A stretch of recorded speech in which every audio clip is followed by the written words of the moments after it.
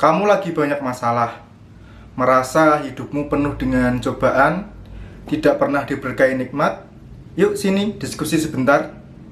Halo sedulur, hari ini aku mau mengajak kalian buat membahas satu kalimat atau paragraf ya, bukan kalimat, paragraf yang menurutku menarik dari buku ini.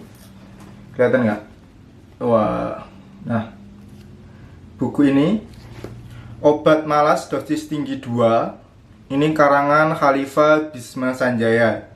Yang ini untuk for millennial edisi masih. Nah, seset untuk kalangan milenial. Nah, untuk obat malas dosis tinggi ini itu ada tiga ya. Ada tiga. Yang pertama itu obat malas dosis tinggi. Itu sepertinya yang buat pemuda. Terus ini buat milenial. Yang ketiga itu buat karyawan atau employee. Sih bahasa Inggrisnya employer. Nah, pokoknya karyawan lah ya. Karangan Khalifah Bisma Sanjaya. Resep spesial agar milenial lebih produktif, berdaya, dan berkarya. Di sini ada tanggapan dari penulis buku Beauty Undercover for Muslimah dan Trias Muslimatika, founder klinik Rumah Sehat, Dr. Davrina Rianda. Buku yang klik sekali dengan kebutuhan anak muda zaman now, pas dibaca untuk kita yang sedang mengalami life crisis dan merasa butuh merekonstruksi ulang roadmap hidup. Itu pendapat Dr. Davrina Rianda. Buku ini sangat menarik. Kira-kira ada 10 paragraf atau 10 part yang menurutku sangat menarik dan ingin kubagikan dengan kalian. Tapi untuk video kali ini cukup satu part dulu, yaitu tentang ilmu 100 koin emas. Sebelum membahas tentang ilmu 100 koin emas, aku akan membacakan sedikit tentang biografi penulis. Biografi penulis. Nah, ini. Tentang penulis Muhammad Nur, lahir di Kabupaten Pati tanggal 7 Juli 1976, menggunakan nama pena Khalifah Bisma Sanjaya. Sekarang bertempat tinggal di Sleman, Yogyakarta. Selain sebagai penulis, ia juga seorang penceramah, dai, dan trainer Gramedia Academy. Jika ingin mengundang penulis untuk acara pengajian, ceramah, seminar, atau pelatihan, silakan hubungi WA beliau 08122993301. Facebook dan Instagramnya Ustadz Muhammad Nur. Emailnya ustadznur29@gmail.com. Ini beliau itu sangat humble sekali, sangat ramah. Kemudian kalau ditanya lewat email pun juga segera beliau jawab. Aku sudah membuktikan itu sendiri ya. Muhammad Nur siap berceramah tentang bedah buku.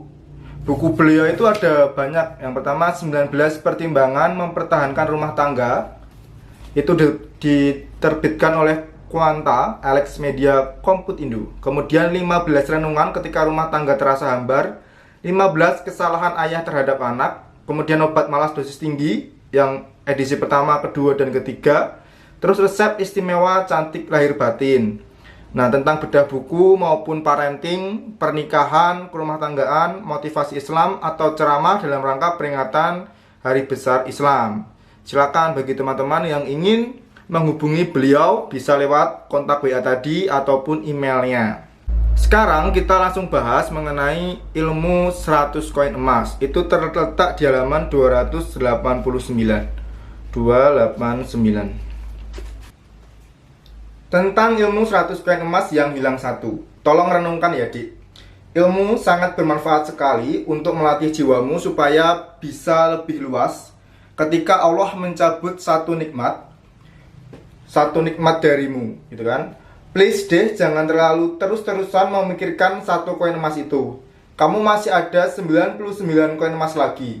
Latihan fokus melihat nikmat yang ada di dirimu, bukannya melihat nikmat yang hilang. Ketika jerih payahmu gagal, sudahlah, katakan dalam hati, ya Allah, terima kasih hari ini saya masih sehat. Ya Allah, terima kasih hari ini saya masih bisa bernafas. Ya Allah, terima kasih hari ini saya masih bisa makan minum.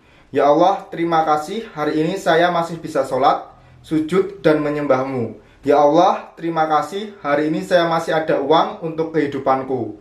Lanjutkan daftar ini, maka jiwamu akan terasa lapang. Setan akan segera minggat dari dadamu. Setelah kesulitan, pasti ada kemudahan. Begitulah yang dijanjikan Allah kepada kita. Dari paragraf ini sebenarnya tuh kita sudah bisa memahami apa maksud yang ingin disampaikan penulis kepada pembaca. Tapi aku ingin sedikit memberikan opini dan tanggapanku mengenai kalimat ini atau mengenai paragraf ini. Kita sebagai manusia seringkali lupa terhadap apa yang sudah kita punya. Biasanya sebagai manusia kita malah lebih fokus terhadap hal-hal yang belum kita punya atau belum kita capai. Misalkan dianalogikan dengan barang, misalkan kita sudah punya smartphone yang bisa memenuhi fungsinya, tapi terkadang kita masih ingin smartphone yang lebih canggih, kemudian lebih branded atau keluaran terbaru. Sebenarnya sah-sah saja ketika itu menjadi sebuah kebutuhan. Yang menjadi masalah adalah ketika ini menjadi keinginan duniawi saja, menuruti nafsu-nafsu duniawi yang bisikannya asalnya dari setan. Memang benar, ketika kita memiliki tujuan, itu kita akan termotivasi untuk melakukan suatu kegiatan. Dengan misalkan kita punya tujuan untuk membeli HP baru, kita jadi lebih rajin untuk bekerja. Tapi kita harus pandai juga memilah mana yang kebutuhan, mana yang keinginan. Kebutuhan pun masih dipilah lagi, mana yang kebutuhan primer, mana yang kebutuhan sekunder, mana yang kebutuhan tersier. Jangan sampai keinginan-keinginan duniawi malah membuat kita fokus mengejar dunia, kemudian melupakan ibadah. Sama saja ketika kita menerima suatu musibah atau kemalangan. Hal yang biasa pertama kali dilakukan manusia adalah mengeluh, galau, kemudian merasa dirinya tidak beruntung. Bahkan mungkin saking besarnya masalah yang dianggap membebani hidupnya, itu menyebabkan dia itu ingin bunuh diri. Masalah-masalah yang datang seringkali menutupi nikmat-nikmat yang sudah kita dapat. Sekarang coba di pause dulu video ini, ambil kertas dan pena, tuliskan 100 nikmat yang kamu dapat hari ini, mulai dari kamu membuka mata. Membuka mata itu sudah merupakan suatu nikmat. Karena banyak sekali manusia yang ketika tidur terlelap, itu diambil nyawanya. Ketika tidur kemudian meninggal. Tidur itu saja, itu sudah dihitung sebagai satu nikmat. Banyak manusia lagi yang mereka itu tidak bisa tidur. Bisa jadi karena stres, hatinya tidak tenang, kemudian sampai membebani pikiran. Untuk memejamkan mata saja itu jadi sulit. Yuk di pause dulu video ini, kemudian tuliskan 100 nikmatmu. Kalau misalkan dalam hari ini masih kurang, coba pikirkan mulai dari kemarin. Masih kurang lagi, pikirkan mulai dari minggu ini. Masih kurang lagi, coba pikirkan dari bulan ini. Kalau bulan ini saja masih belum cukup, pikirkan dari tahun ini. Tapi cukup bulan itu sebenarnya sudah lebih dari 100. Kita harus pandai mensyukuri nikmat-nikmat yang kita dapat. Bernafas, melihat, mendengar, merasakan. Kemudian rambut yang tumbuh ini tidak mengalami kerontakan, tidak mengalami kerontokan, itu juga merupakan nikmat. Yuk, di pause dulu videonya. Oke? Sudah selesai? Sekarang ketika kamu kehilangan satu nikmat yang kamu dapat, coba baca 99 nikmat yang kamu masih punya. Ketika kamu membacanya dengan sungguh-sungguh dengan hati, ketika kamu membacanya dengan sungguh-sungguh serta menggunakan hatimu, maka hatimu akan ikut tenang. Sama saja dengan ketika datang satu masalah, bacalah nikmat-nikmat yang kamu dapat. Masalah yang datang itu tidak akan pernah melebihi kemampuan manusia. Kalau misalkan masalah yang kamu hadapi terasa sangat berat, berarti ke level kemampuanmu itu sedang di-upgrade. Kamu itu sedang naik tingkatan, jadi masalahmu semakin berat. Tapi tetap saja masalah yang kamu rasa berat ini nanti tetap akan bisa diselesaikan dengan kemampuanmu. Tentu dengan tidak membuat kita sombong. Dengan kemampuan kita, itu campur tangan Allah gitu loh ya. Jangan sampai malah dengan kalimat ini kamu yakin bahwa kamu mampu, terus kamu jadi lupa berdoa. Tetap harus tawakal, tetap harus ikhtiar. Melibatkan Allah mulai dari detik pertama kamu berusaha, itu penting. Ketika masalah datang, ucapkan innalillahi, kemudian ucapkan alhamdulillah. Kenapa? Karena setiap masalah yang datang pasti akan muncul solusi. Jadi ketika kita dapat masalah, innalillahi wa inna ilaihi raji'un, kemudian kita ucapkan alhamdulillah untuk solusi yang mungkin belum muncul, tapi kita yakin bahwa solusi itu akan muncul.